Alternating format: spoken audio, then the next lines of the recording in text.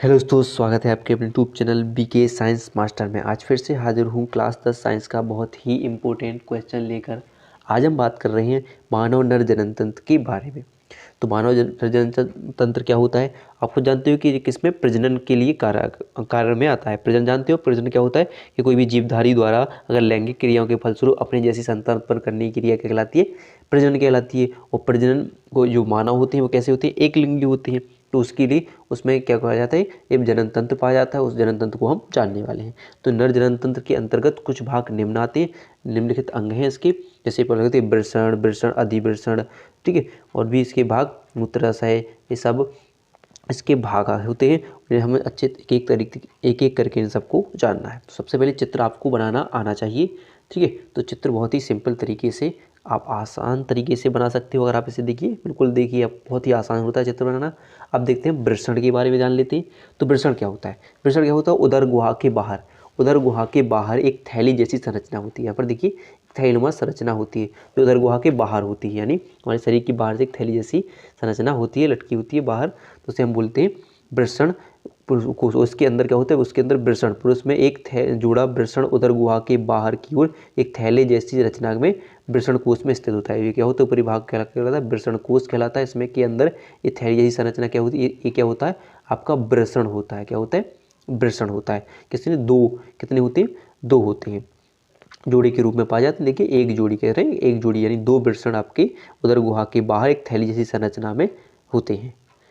और बात करती है जो वृषण होता है वो लगभग कितने 4 से 5 सेमी लंबा होता है, 2 से 5 सेमी कैसा होता है? चौड़ा होता है।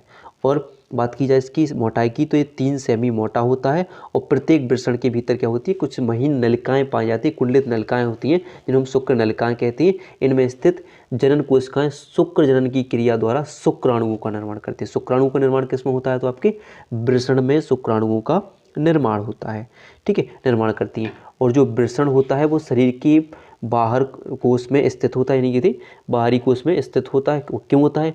देखियो कि जो हमारे शरीर का तापमान बहुत अधिक होता है और जिसमें हमारे शरीर में क्या होता है? शुक्राणु। शुक्राणु का अगर ये शरीर के अंदर हो या उदरगाह के अंदर होती तो हमारे शरीर में शुक्राणु का निर्माण नहीं होता। किसके कारण? शरीर के तापमान के कारण। और ये क्या है? उदरगुहा के बाहर स्थित है जहाँ से उनका तापमान 2.25 डिग्री सेल्सियस कम होता है। इससे उदर गुहा में शुक्राणु का निर्माण आराम से, उदर गुहा के बाहर इससे शुक्राणु का निर्माण आराम से हो सकता है। तो क्वेश्चन ही बनता है कि वृषण शरीर के बाहर क्यों स्थित होता है? तो वृषण शरीर के बाहर कोश में स्थित होता है। इनका ताप शरीर से लगभग 2.25 डिग्री सेल्सियस कम हो रहता है। इससे शुक्राणु का निर्माण आसानी से हो सकता है। तो क्यों होता है? तो हमारा ही वृषण क्या होगा? उदर गुहा के बाहर स्थित होते हैं और एक वृषण कोश में होते हैं। ये एक जोड़ी होते हैं और इसका काम क्या होता है कि इनमें एक चौड़ाई की बात की, इसकी लंबाई कितना? 4 से 5 सेमी लंबा होता है, 2 से 3 सेमी कितना होता है? चौड़ा होता है, ठीक है। तो इससे बात कर लेंगे। और मोटाई की बात की जाए तो कितनी? 3 सेमी मोटा होता है। प्रत्येक वृषण के भीतर एक इसको है शुक्र नलिकाएं पाई जाती हैं जिनमें शुक्राणु का निर्माण होता है, ठीक है। और इसके वृषण को शरीर के बाहर स्थित होते हैं। जो वृषण का होते हैं शरीर के बाहर स्थित होते हैं। क्यों होती है? क्योंकि इस शरीर के तापमान में इनका निर्माण नहीं, इसके अंदर शुक्राणु का निर्माण नहीं होता। अगर शरीर का तापमान कितना होना चाहिए? 2 से 25 डिग्री सेल्सियस कम रहता है, जिससे शुक्राणु का निर्माण आसानी से हो सकता है या हो जाता है। फिर अगला देख लीजिए, अधिवृषण। क्या होगा? अधिवृषण शुक्राणु दूसरी अनेक नलिकाओं में होते हुए वृषण के बाहर की ओर स्थित एक अति कुंडलित नलिका से बने अधिवृषण, जिसे बोलते हैं एपिडिडाइमिस, में प्रवेश करते हैं।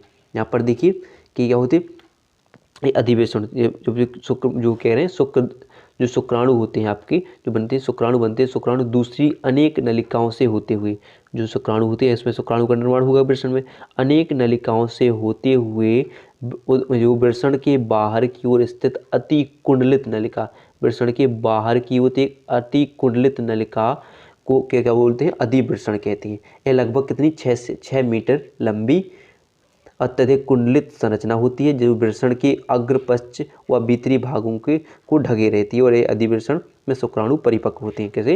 ये पूरी संरचना क्या होती है? जो पूरी क्या होती है जिससे अधिवृषण, जो वृषण की रक्षा भी करते हैं, वो वृषण को पूरी तरीके से ढके रहते हैं। क्या कहलाते हैं?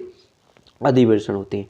अब अधिवृषण के बाद बात कर लेते हैं अगली बात कर लेते हैं हम शुक्रवाहिनी की, अगली क्या होगा आपका शुक्रवाहिनी, क्या लिखा है शुक्रवाहिनी लिखा है, ठीक है शुक्रवाहिनी। तो अधिवृषण के अंतिम छोर से एक मोटी संरचना शुक्रवाहिनी निकलती है। आप देखोगे कि जो अधिवृषण है, अधिवृषण की जो एक संरचना निकल रही है, इसको क्या बोलेंगे आप शुक्रवाहिनी, और ये कहाँ पर जाएगी शुक्राशय तक पहुँचती है। कहाँ तक पहुँचती है शुक्राशय तक पहुँचती है। तो आप देखोगे कि अधिवृषण के अंतिम छोर से एक मोटी संरचना शुक्रवाहिनी निकलती है, शुक्राणु शुक्रवाहिनी के द्वारा उदर गुहा में स्थित शुक्राशय में पहुँचते हैं। यानी क्या होती है, जो शुक्राणु, इसमें वृषण में शुक्राणु का निर्माण हो गया, तो ये शुक्र नलिका यहाँ से जाएंगी, शुक्रवाहिनी यहाँ से जाएंगी कहाँ पर शुक्राशय में। कहाँ किसको पहुँचाती हैं, वृषण जो शुक्राणुओं को पहुँचाती है। शुक्राणु का निर्माण हो गया, शुक्राणु को शुक्रवाहिनी के द्वारा कहाँ पर पहुँचा दिया जाता है, उदर गुहा में स्थित शुक्राशय में पहुँचा दिया जाता है। क्या होता है शुक्राशय। अब बात कर लेते हैं शुक्राशय। तो शुक्राशय एक थैलीनुमा संरचना होती है। देखिए ये क्या है आपके शुक्राशय, ये क्या है शुक्राशय, शुक्राशय एक थैलीनुमा संरचना होती है। शुक्रवाहिनी उदर गुहा में पहुंचकर मूत्र नली के साथ एक फंदा बनाती है, ठीक है। जो उदर गुहा में पहुँच कर क्या है आपका उदर गुहा में पहुँचकर शुक्र नली के साथ यहाँ पर एक फंदा बनाती है। क्या है, एक फंदा बनाती हैं, ठीक है।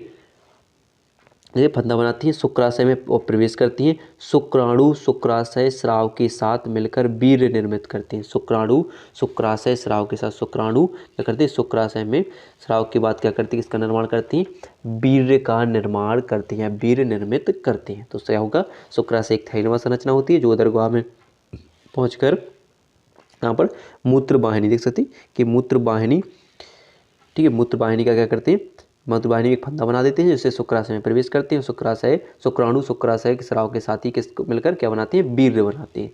फिर आप बात कर लेते हैं मूत्र मार्ग की। देख सकते हैं क्या दिख रहे हैं, कि आपको दिख रहा होगा यहाँ पर मूत्र मार्ग एक संरचना होगी, क्या होगी मूत्र मार्ग होती है। यहीं पर एक फंदा जैसी संरचना होती है, जैसे मूत्र वाहिनी है उसे निकलकर यहाँ से मूत्र मार्ग होता है और यहाँ से मूत्र निकल लेता है। तो देखेंगे कि शुक्राशय एक सक्रिय नली जैसे स्खलन नलिका कहते हैं। शुक्राशय एक सक्रिय नली जिसे हम स्खलन नलिका कहते हैं के द्वारा मूत्राशय के सक्रिय भाग में खुलता है। तो देखिए कि यहाँ पर एक सक्रिय नलिका होती जो कहाँ से मूत्राशय के कहाँ से देख सकते हैं, मूत्राशय के श्वसन भाग में खुलता है। देखिए वो मूत्र मार्ग श्वसन के शीर्ष पर स्थित होता है। कहाँ पर, शीर्ष, ये क्या है आपका शीर्ष होता है, वो श्वसन के शीर्ष पर स्थित होता है मूत्राशय। तो देंगे ठीक है, शीर्ष पर स्थित होता है और एक छिद्र द्वारा खुलता है। इसमें क्या हो जाता है, छिद्र पाया जाता है। इस छिद्र को मूत्र जनन छिद्र कहते हैं। श्वसन मैथुन क्रिया में सहायक होता है। जो श्वसन होता है किसमें, मैथुन क्रिया के सहायक होता है, यानी मादा के साथ लैंगिक संपर्क बनाने में इस श्वसन का उपयोग किया जाता है। फिर अब बात है सहायक ग्रंथियाँ। सहायक ग्रंथियाँ क्या है, तो जनन अंगों के अतिरिक्त अनेक सहायक ग्रंथियाँ जैसे प्रोस्टेट, उसमें नर में कौन सी ग्रंथि पाई जाती है, प्रोस्टेट, काउपर्स, पेरिनियल आदि होती हैं, जो वीर्य बनाते सहित शुक्राणु को पोषण और उनका जीवित रखने में सहायक होती हैं। यानी क्या कहते हैं, प्रोस्टेट ये सब क्या होती है, पोषण, शुक्राणु जो बन रहे हैं उनको पोषण और उन्हें जीवित बनाने के लिए अनेक सहायक होती हैं, ठीक है। तो कौन कौन सी सहायक ग्रंथियाँ पाई जाती हैं नर में, तो प्रोस्टेट, काउपर्स, पेरिनियल आदि ग्रंथियाँ पाई जाती हैं जो वीर्य बनाने सहित शुक्राणु में पोषण और उनको जीवित रखने में सहायक करती है, ठीक है। तो यहाँ पर आपका जो नर जनन तंत्र खत्म हो जाएगा। अगर वीडियो पसंद आई हो तो वीडियो को लाइक और चैनल को सब्सक्राइब करना ना भूलिएगा।